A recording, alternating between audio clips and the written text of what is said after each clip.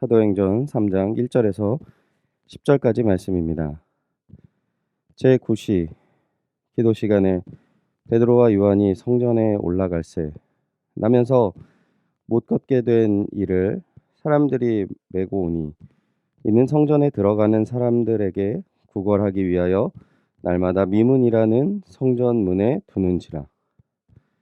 그가 베드로와 요한이 성전에 들어가려 함을 보고 구걸하거늘 베드로가 요한과 더불어 주목하여 이르되 우리를 보라 하니 그가 그들에게서 무엇을 얻을까 하여 바라보거늘 베드로가 이르되 은과 금은 내게 없거니와 내게 있는 이것을 내게 주노니 나사렛 예수 그리스도의 이름으로 일어나 걸으라 하고 오른손을 잡아 일으키더니 발과 발목이 곧 힘을 얻고 뛰어서서 걸으며 그들과 함께 성전으로 들어가면서 걷기도 하고 뛰기도 하며 하나님을 찬송하니 모든 백성이 그 걷는 것과 하나님을 찬송함을 보고 그가 본래 성전 미문에 앉아 구걸하던 사람인 줄 알고 그에게 일어난 일로 인하여 심히 놀랍게 여기며 놀라니라. 아멘. 예수님의 이름으로 일어나 걸으라 라는 제목으로 새벽의 묵상의 말씀 나누겠습니다. 오늘 본문에는 사도행전에 너무나 유명한 하나님의 기적 사건을 다루고 있습니다. 나면서 걷지 못하는 40살이 넘은 어른이 완전히 회복된 사건을 다루고 있습니다. 오늘 본문에 너무 익숙하기 때문에 놓치게 되는 부분을 우리가 살펴보기를 원하는데요. 7절부터 8절 내용을 보면 이 장애인분이 완전히 회복된 내용을 성경이 담고 있다는 사실입니다. 먼저 본문을 보시면 7절과 8절을 보도록 하겠습니다. 오른손을 잡아 일으키니 발과 발목이 곧 힘을 얻고 뛰어 서서 걸으며 그들과 함께 성전으로 들어가면서 걷기도 하고 뛰기도 하며 하나님을 찬송하니. 아멘. 가장 먼저 사도들의 붙잡아준 손을 힘을 의지해서 일어나는데 발과 발목에 힘이 들어가는 겁니다. 태어나서 처음 느껴보는 일이죠. 그런데 3절을 보면 뛰어 서서 걸었다라고 이야기합니다. 아마 일어서는 그 발의 힘을 제어하지 못하고 점프하듯이 일어난 것이죠. 그리고 사도들과 함께 성전으로 들어가 걷기를 시작했습니다. 그런데 이제 익숙해졌습니다. 이제는 뛰기까지 하면서 장애인이기에 들어가지 못하였던 성전에 들어가서 하나님을 찬양하는 역사의 내용을 담고 있습니다. 보통 수술을 해서 다리가 회복된다 할지라도 지금 이 사람은 나면서 장애인이 돼서 40살 동안 못 걸었던 사람이라면 아무리 발에 힘을 얻게 되었다고 하더라도 발을 재활하는 기간이 있고 걷게 되는 또 훈련의 기간이 있고 뛰는 단계가 분명히 있을 것입니다. 그의 다리에는 하나도 근육이나 또한 걷는 훈련과 습관에 익숙하지 않은 상태였지만 오늘 이 장애인 분에게 내려진 하나님의 치유 사건은 새로운 창조적인 사건임을 성경은 다루고 있습니다. 이러한 하나님의 기적의 변화를 사도행전은 상징적으로 보여주고 있는 것입니다. 당시 사람들의 마음과 상태를 이 안진뱅이 장애인과 비교하고 있는 것이죠. 먼저 이 안진뱅이의 모습을 사도행전은 이야기합니다. 2절 보겠습니다. 나면서 못 걷게 된 이를 사람들이 메고 오니 이는 성전에 들어가는 사람에게 구걸하기 위하여 날마다 미문이라는 성전문에 두는지라. 나면서 못 걷게 된 이 장애인은 성전에 들어가는 사람에게 구걸하기 위해서 성전에 오는 사람입니다. 그리고 그 구걸하는 장소는 미문이라는 성전문인데 잠깐 성전의 구조를 말씀드리면 당시 성전에는 몇 개 층의 마당으로 만들어 놓고 있었는데요. 제일 먼저 이르는 데가 이방인의 마당입니다. 그리고 그 다음이 이스라엘 부녀자들의 마당이고요. 그 다음은 이스라엘 남자의 마당. 그 다음 마당에서 레위 사람이 일을 하고 그 다음 마당에는 제사장이 거기서 일을 하도록 몇 단계로 마당의 구역을 정해 놓았습니다. 그래서 각각 그 구역을 침범하면 안 됩니다. 신분상 넘어가면 안 되는 구역인 거죠.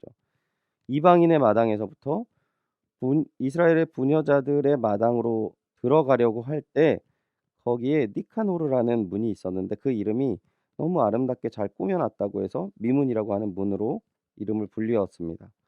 그러니까 이방인의 뜰에서 막 이스라엘 사람들이 들어가는 초입에 안진뱅이 하나가 데려다 놓고 날마다 거기에 들어가는 사람에게 구걸을 하게 하는 것이죠.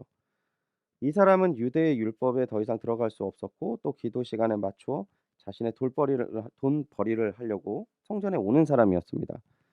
그다음 성경은 명확하게 이 안진뱅이의 상태를 표현을 하고 있는데 3 절과 5 절까지 좀 본문을 보시면 그가 베드로와 요한이 성전에 들어가려 함을 보고 구걸하거늘 베드로가 요한과 더불어 주목하여 이르되 우리를 보라 하니 그가 그들에게서 무엇을 얻을까요? 바라보거늘. 3 절에 보시면 성령이 충만한 사도들이 기도하러 성전에 들어가는데 이 사람이 그 사도들을 본 것이죠. 그래서 사도들에게 구걸하려고 아마 "한 푼 줍쇼." 이런 말을 하면서 자신의 아픈 다리를 보여주고 애절하게 접근을 했을 것입니다. 사도들도 그 사람을 보았습니다. 사도들의 눈이 마주친 그의 마음속을 성경은 이렇게 표현을 합니다. 그가 그들에게서 무엇을 얻을까 하여 바라보거늘. 그 마음속에는 '아 이 사람이 나의 점심값을 해결해 주겠구나.'라고 생각했을 것입니다.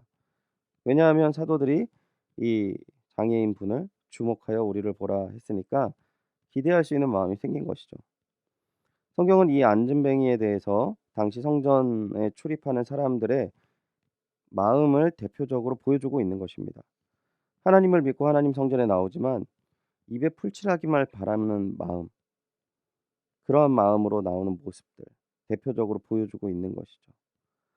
일어난 이 안진뱅이에게 사도들은 의외의 이야기를 합니다. 6 절입니다. 베드로가 이르되 은과 금은 내게 없거니와 내게 있는 이것을 내게 주노니 나사렛 예수 그리스도의 이름으로 일어나 걸으라 하고 그리고 기적이 일어난 것입니다. 그런데 이 사건은 한 사람의 치유로 마무리되지 않습니다. 9 절과 10 절을 보시면 모든 백성이 이 장애인의 모습을 보고 기이하게 여기고 심히 놀랐다라고 하는 것이죠. 그다음에 어떠한 일이 일어납니까? 이제 4 장을 넘어가면 베드로의 설명과 설교 이후에 5천 명이나 되는 남자들이 믿게 되었다라고 성경은 증거하고 있습니다. 이 안진뱅이의 변화된 모습을 보고 하나님의 말씀이 들리는 역사가 일어난 것이죠. 그리고 사실은 기적은 이 이후에 일어난 역사가 훨씬 더 큰 기적인 것입니다. 죄인이었던 죽을 수밖에 없었던 예수 그리스도의 살인자였던 그들이 모든 죄의 더러움을 씻어지는 역사가 일어났기 때문입니다. 오랫동안 청년부 사역을 할 때 안타까운 마음이 들을 때가 있습니다. 청년들과 이야기를 나누다 보면 아직도 끊지 못하는 자신의 죄된 모습과 과거의 죄로 인해서 마음에 큰 짐이 있는 모습을 보게 됩니다. 그리고 교회에 열심히 나와서 예전에 그 모습으로 살아가면서 마음에 작은 위안을 가져요. 정말 자신의 큰 죄와 어리석음에 전면적으로 부딪히고 예수 그리스도께 모든 것들을 해결함 받지 않고 아주 작은 위안을 가지고 살아갑니다. 조금 더 이 상태가 나쁜 친구들을 보면은 그 마음으로 오히려 다른 사람의 죄를 지적하고 힘들게 합니다. 그리고 자신의 만족감을 얻는 경우도 있습니다. 사랑하는 주님의 동역자 여러분, 예수 그리스도의 이름으로 우리는 무엇을 바라고 무엇을 누리고 무엇을 품고 살아가야 합니까?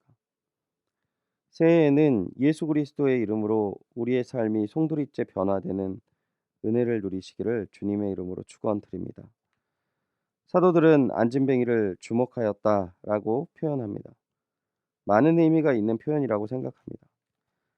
안진뱅이의 인생과 수많은 성도들이 주님의 성전을 오가며 정작 누리지 못하는 그 모습을 성령께서 이 사도들에게 깨닫게 하시고 이 하나님의 치유 사건으로 육신뿐만 아니라 영원한 영의 문제를 해결하게 하시는 영적인 눈으로 바라보는 모습을 성경은 이야기하고 있습니다.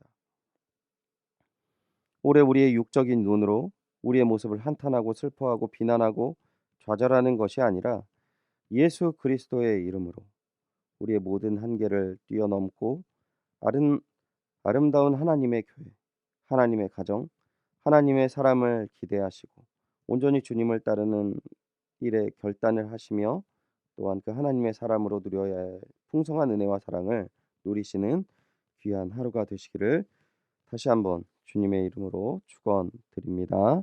기도하겠습니다. 사랑이 많으신 하나님 아버지, 우리에게 예수 그리스도의 풍성한 이름을 허락하여 주시고 그 은혜를 알게 하시고 여기까지 인도하여 주신 것 너무나도 감사드립니다. 오늘 다시 한번 예수 그리스도의 능력과 은혜로 나의 모습을 또한 의탁하게 하시고 또한 내가 머리끝부터 발끝까지 모든 것이 변화되어야 할 기대와 또한 새로운 마음을 허락하심을 너무나도 감사드립니다. 주님, 우리가 예수 그리스도의 이름으로 바라보아야 할 것을 바라보게 하시고 누릴 수 있는 것을 누리는 성령의 깨달음과 인도하심을 허락하여 주시옵소서. 2021년 한 해는 우리의 입술과 눈과 마음이 너무나도 타락하고 깨닫지 못해서 저질렀던 모든 죄들이 씻겨내려지고 예수 그리스도 안에서 새로워지는 그 귀한 은혜와 사랑을 부어 주시옵소서. 허락하실 귀한 은혜와 사랑 감사드리며 이 모든 말씀 주 예수 그리스도의 이름으로 기도드리옵나이다. 아멘. 말씀을 기억하시면서 함께 기도하시길 원하는 것은 예수 그리스도의 이름으로 우리의 삶이 우리가 생각하지 못하던 모든 것들이 변화되는 풍성한 은혜와 사랑을 누리게 하여 주시옵소서. 기도해 주시기 바랍니다. 교회를 위해 기도하실 때 연희교회가 십자가에 죽으신 주님의 은혜에 감격하여 힘있게 믿음의 길을 걸어갈 수 있도록 이끄시는 우리 담임 목사님 모실 수 있도록 담임 목사님 청빙 과정 가운데 모든 성도들의 마음이 하나가 되고 기도에 지치지 않으며 경건 생활을 충실히 할 수 있는 모든 성도들이 되어질 수 있도록 청빙위원들의 마음을 분별력을 주시고 사람의 생각과 방법이 아닌 오직 주님의 뜻과 방법으로 준비된 목회자를 모실 수 있도록 기도해 주시기 바랍니다. 코로나19의 조속적인 종식과 교회와 모든 성도들의 안전을 위해서 기도해 주시기 바랍니다. 오늘은 이찬우 송영희 선교사님의 사역과 가정을 위해서 기도해 주시기 바랍니다. 그리고 우리 김은옥 집사님의 암 치료를 위해서 치료를 받고 있는 모든 가정과 또한 모든 상황들이 주님 은혜와 사랑 가운데서 모두 다 채워질 수 있도록 기도해 주시기 바랍니다. 이제 수험생들 수시가 모두 끝나고 정시가 시작되는 가운데 있습니다. 끝까지 입시를 잘 마무리하고 또한 이 과정 속에서 하나님을 더욱더 의지할 수 있도록 모든 길 가운데 하나님의 은혜와 사랑이 더할 수 있도록 기도해 주시기 바랍니다. 수험생들 강인우, 김나리, 박은지, 박재원, 이문영, 이재윤, 이지원, 전준원, 조상민, 조상준, 함동혁입니다. 다 같이 말씀을 기억하시며 교회를 위해서 우리 선교사님과 수험생들을 위해서 다 함께 기도하겠습니다.